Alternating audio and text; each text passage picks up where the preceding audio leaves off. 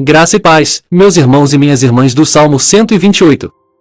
Eu sou Caleb, o seu amigo virtual, e te convido para aprender mais da Palavra de Deus no livro de Deuteronômio com Giovana Cristina, intercessora do Relógio Mundial de Oração. E eu sei que esse estudo vai fortalecer a sua fé e trazer direção prática para o seu dia a dia. Então já deixe o seu like, se inscreva no nosso canal e ative o sininho, porque assim você não perde nenhum dos próximos capítulos. E depois me deixe saber o que mais falou com você nesse estudo, escrevendo aqui nos comentários qual parte tocou o seu coração. Agora, vamos ao nosso estudo de hoje. Então vamos ao nosso estudo do capítulo 14, do versículo 3 ao 21. Veja que aqui, a partir do versículo 3 até o versículo 21, Moisés volta a advertir o povo, ou seja, a fazer uma advertência cujo tema seria sobre as leis alimentares.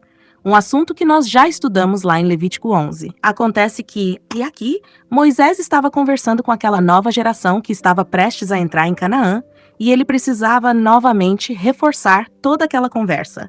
Era como se dissesse: vocês vão entrar em Canaã, vocês vão ver ali uma fartura de comida, mas há coisas que vocês não poderão comer.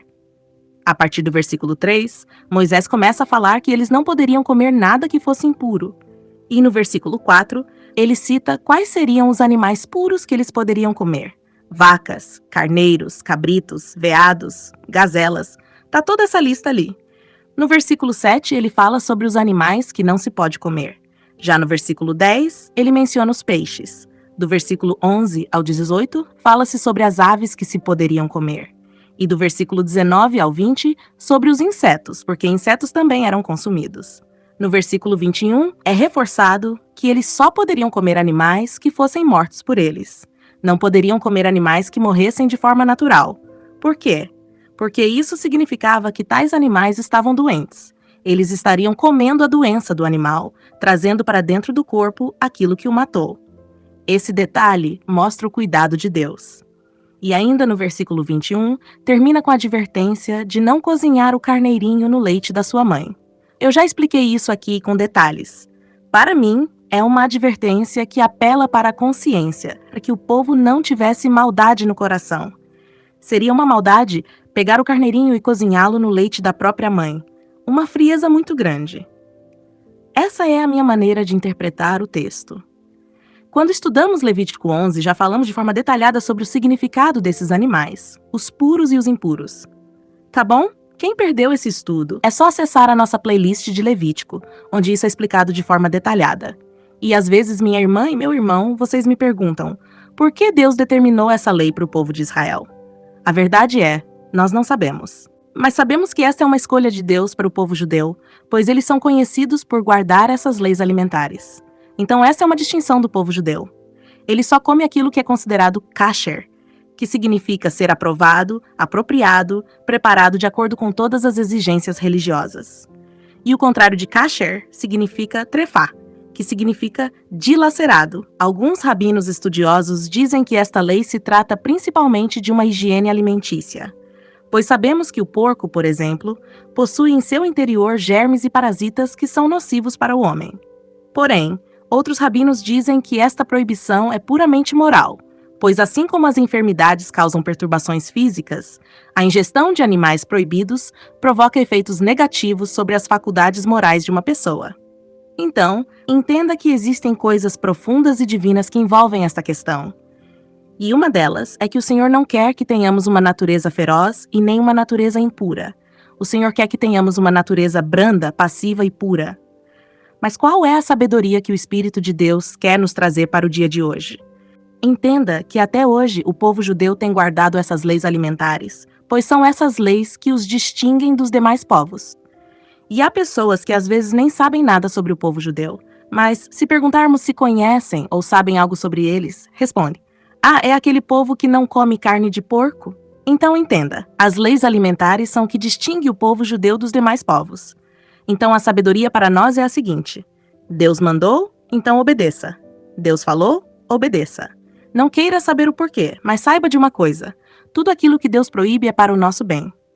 Adão e Eva, quando comeram do fruto proibido, saciaram o desejo que tinham? Claro que saciaram, mas tiveram que conviver depois com as consequências. E eram péssimas consequências. Hoje, no mundo em que vivemos, temos até uma frase muito usada para nos defendermos. Não é não.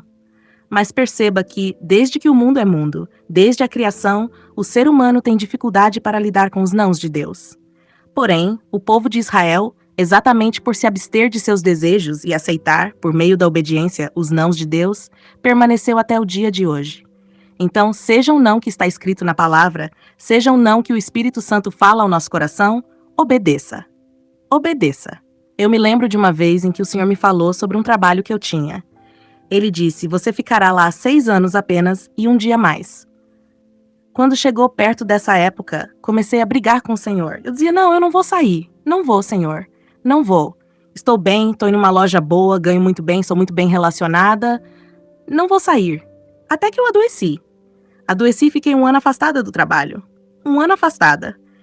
E quando decidi fazer a vontade do Senhor e sair de lá, 1 semana depois, fiquei curada. Então não teime com o Senhor. Se o Senhor falou não, é não. É não. Eu costumo dizer uma coisa, se o Senhor te mandou sentar, não procure nem cadeira. Sente-se onde você estiver. Eu gosto de falar isso muito para os jovens.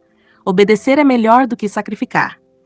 Às vezes a pessoa diz, vou esperar ter mais idade para obedecer. Isso é ruim, muito ruim.